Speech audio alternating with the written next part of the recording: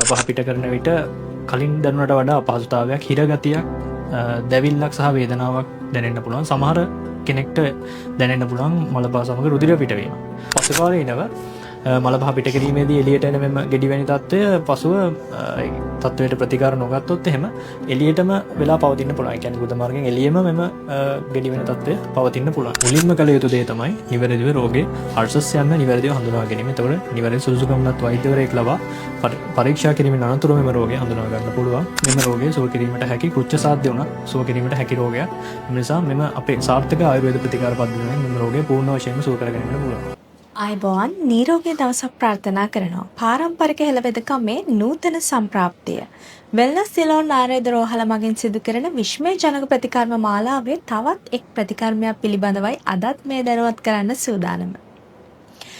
අපි හැමදාම උත්සාහ කරන්න ඕනේ දවසින් දවස නිරෝගී වෙන්න.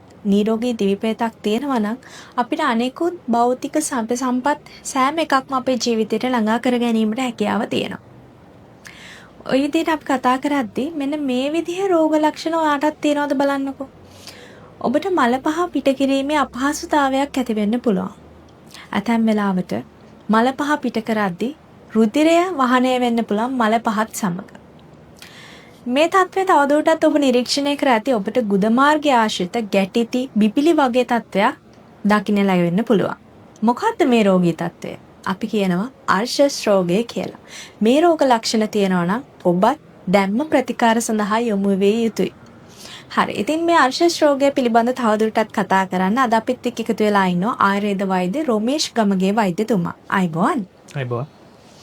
හොඳයි. වෛද්‍යතුමාගෙන් ආරම්භයෙන් අපි දැනගමු මොකද්ද මේ අර්ශස් කියන්නේ? මොකද්ද මේ රෝගී තත්ත්වය? මොන වගේ රෝගයක්ද කියලා? ඔව්. අර්ශස් රෝගය කියලා කියන්නේ ආයුර්වේදයේ සඳහන් වෙන අෂ්ටමහා ගද. ඒ කියන්නේ මහා රෝග 8 අතුරින් එක් රෝගයක් විදිහට සැලකෙනවා. එතකොට අරික්ෂස් කියලා කියන්නේ අරි කියන්නේ සතුරෙකු ලෙස රෝගියාට පීඩාගෙන දෙන රෝගයක් විදිහට තමයි අරික්ෂස් කියන රෝගේ නමෙන් කියවෙන දේ. එතකොට අපි වර්තමානයේ අපි මේක සඳහන් කරනවා ගුද මාර්ගය ආශ්‍රිත ශිරාවල සහ අදාළ කුෂන් වල ඉදිමීමක් වැනි තත්ත්වයක් අරික්ෂස් රෝගයේ විදිහට අපි හඳුන්වනවා. හොඳයි. ආර්ශස් රෝගය කියන එක ඇති වෙන්න මොන වගේ හේතු සාධකද බලපාන්නේ? අපේ ජීවන රටාවේ වැරදි වෙන්න පුළුවන්. අපේ ආහාර රටාවේ වැරදි වෙන්න පුළුවන්. මේ මොන දේවල් නිසාද අර්ශස් කියන රෝගී තත්ත්වය ඇති වෙන්නේ? ඔව්. ප්‍රධාන වශයෙන්ම ආහාරවල වගේම ජීවන රටාවේ වෙනස්කම් දෙකම අර්ශස් රෝගය සඳහා බලපානවා. මෙහිදී ආයුර්වේදයේ සඳහන් වෙන විදිහට මන්දාග්නි තමයි සර්වවති රෝගාග්නි මන්දාග්නව් කියන විදියට සියලුම රෝග ඇතිවන්නේ මන්දාග්නියෙන්. ඒ කියන්නේ ශරීරයේ අග්නිය දුර්වල වීම නිසා බව තමයි ආයුර්වේදයේ සඳහන් වෙන්නේ. මීට අමතරව දිගු කාලීනව වාඩි වී සිටීම, ඊට පස්සේ අධික කාලයක් මල පහ පිට කිරීමේ තැටමීම, ඊළඟට ආහාර විහරණ වලින් අප තන්තු බහුල ආහාර ලබා ගන්න නැතිවීම, ඊට පස්සේ නිසි පරිදි ජලය පානය නොකරන ගතිය, මේ වගේ හේතු නිසා අර්ශස් කියන රෝගය බහුලව ඇති වෙන්න පුළුවන් රෝගයට. ඕනම රෝගය ආරම්භයේදීම මුල් අවදියේම අපි අඳුනාගත්තොත් මේ රෝගය වැළඳිලා තියෙන්නේ කියලා අපිට ප්‍රතිකාර සඳහා ඉක්මනින් යමු වෙන්න පුළුවන්. ඉතින් අපි වෛද්‍යතුමාගෙන් දැනගමු මේ අර්ශස් රෝගය අපිට සෑදෙනකොට අපි මුල් අවදියේ ඉඳලම මොන වගේ රෝග ලක්ෂණ තුලින්ද මේ රෝගය හඳුනා ගන්න පුළුවන් කියලා. ඔව්. රෝගියෙකුට දැනෙන්න පුළුවන් Taman මල පහ පිට කරන විට කලින් දැනුනට වඩා අපහසුතාවයක් හිරගතියක් දැවිල්ලක් සහ වේදනාවක් දැනෙන්න පුළුවන්. සමහර කෙනෙක්ට දැනෙන්න පුළුවන් මලපහ සමග රුධිර පිටවීම. ඊට අමතරව ගුද මාර්ගයේ බිවිලි වැනි තත්ත්වයක් ගුද මාර්ගයේ ගෙඩි වැනි තත්ත්වයක් ඔහුට දැනෙන්න පුළුවන්. සමහර විට මේ ආරම්භක අවස්ථාවේදී නම් මේ ගෙඩි වැනි තත්ත්වය එළියට නොපෙනුනත් පසු කාලීනව මලපහ පිට කිරීමේදී එළියට එන මෙම ගෙඩි වැනි තත්ත්වය පසුව තත්ත්වයට ප්‍රතිකාර නොගත්තොත් එහෙම එළියටම වෙලා පවතින්න පුළුවන්. ඒ කියන්නේ ගුද මාර්ගයෙන් එළියෙම මෙම ගෙඩි වෙන තත්ත්වය පවතින්න පුළුවන්. එතකොට එක එක අවස්ථාවල මේ අර්ශස් කියන රෝගයේ ස්ටේජස් අපි හඳුන්වනවා. ස්ටේජ් 1 2 3 විදියට සහ ආයුර්වේද අනුකූලව මේ වාතජ, පිතජ, කපජ, සන්නිපාතජ සහ රක්තජ ආකාරයේ අර්ශස් වර්ග අපිට වර්ගීකරණය කරන්න පුළුවන්. සමහර අර්ශස් වර්ග ශුෂ්කාර්ගස් කියලා හඳුන්වනවා. ඒ කියන්නේ ලේ වහනයක් නැති. සමහර අර්ශස් වර්ගවල ලේ වහනයක් එක්ක තියෙන ශෝණිත අර්ශස් තියෙනවා. ඔබතුමා ළඟට පැමිණෙන රෝගියෙක් අර්ශස් රෝගියෙක් ඔබතුමා ළඟට පැමිණියොත් කොයි වගේ ප්‍රතිකාර රටාවක් ඔස්සේද ඔබතුමා ඔහුට නිට්ටාවට සුව කරන්න බලාපොරොත්තු වෙන්නේ? ඔව්.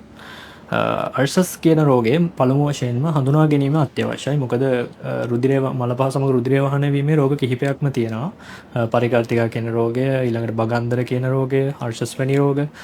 ඊට අමතරව තවත් එනොරෙක්ටල් කැන්සර්ස් වගේ පිළිකා තත්ත්වවලදී වුණත් මේ රුධිර වහනය දක්වන්න පුළුවන්. පළවෙනි මුලින්ම කළ යුතු දේ තමයි නිවැරදිව රෝගේ අර්සස් යන්න නිවැරදිව හඳුනා ගැනීම. එතකොට නිවැරදි සුදුසුකම්ලත් වෛද්‍යවරයෙක් ලබා පරීක්ෂා කිරීමෙන් අනතුරුව මෙම රෝගය හඳුනා ගන්න පුළුවන්. ඉන්පසු අපි ප්‍රතිකාර පද්ධති වලට එළඹෙනවා. පළමුව බේසල චිකිත්සාව නම් ඖෂධ වර්ග වලින් ශරීරයට ගන්න ඖෂධ වර්ග වලින් මේ සඳහා චිකිත්සාව සිදු කරනවා. ඊට අමතරව ලෝකලයිස්ඩ් එහෙම නැත්නම් අපි සිදු කරන ආලේපන වර්ග වලින් සිදු කරන ප්‍රතිකාර, ඒ වගේම ඖෂධීය දුම් වලින් කරන ප්‍රතිකාර, ශාර වැනි රසායන ද්‍රව්‍ය වලින් සිදු කරන ප්‍රතිකාර, අග්නිකර්ම වැනි ප්‍රතිකාර අපි මෙම අර්ශස් රෝගී තත්ත්වයට සඳහා යොදා ගන්න ලබන බහුලව. වෛද්‍යතුමාගෙන් අවසාන වශයෙන් අපි දැනගමු ඔබතුමා ළඟට අර්ශස් රෝගයේ පැමිණෙනොත් මුල් අවදියේ හෝ ඔබතුමා කියන වගේ රෝගයක් කල්යක් ගිහිල්ලා තියෙන රෝගයක් වුණත් පැමිණියොත් ඔබතුමා ළඟට ඔවුන්ට නිට්ටාවටම සුවය කරන්න හැකියාව තියෙනවද? පූර්ණ සුවය ලබා දීමට හැකියාව තියෙනවද? ඒ වගේම කොපමණ කාලයක් වගේ ගත වේද ඔවුන්ට මේ පූර්ණ නිරෝගී සුවය ලබා ගන්න? ඔව්. අර්ශස් රෝගය අර කිව්ව විදිහටම අපේ ශරීරයට සතුරෙක් විදිහට පීඩාව ගෙන දෙන රෝගී තත්ත්වයක්. එතකොට මෙම රෝගය නිසා බහුල වශයෙන්ම කායික වගේ මානසික පීඩාවකින් රෝගියා පෙළෙනවා. එතකොට අපි මේකෙදී අපි බහුලවම බලාපොරොත්තු වෙන්නේ මේ අදාළ ප්‍රතිකාර කර්ම වලින් මේ රෝගියාගේ පෙළෙන අපහසුතාවයන් දුරු කිරීම තමයි මෙම රෝග අපේ මේ ප්‍රතිකාර පද්ධතිය අරමුණ වෙන්නේ. එතකොට මෙම රෝගී තත්ත්වයේ අර මම කලින් කිව්වා වගේ ස්ටේජ් එක, ඒ කියන්නේ ඒකේ අවස්ථාව අනුව එම රෝගය සුව කිරීමට ගත වන කාලය වෙනස් වෙන්න පුළුවන්. නමුත් මෙම රෝගය සුව කිරීමට හැකි කෘත්‍ය සාධ්‍ය වුණත් සුව කිරීමට හැකි රෝගයක්. ඒ නිසා මෙම අපේ සාර්ථක ආයුර්වේද ප්‍රතිකාර පද්ධතියෙන් මෙම රෝගය පූර්ණ වශයෙන්ම සුව කර ගැනීමට පුළුවන්.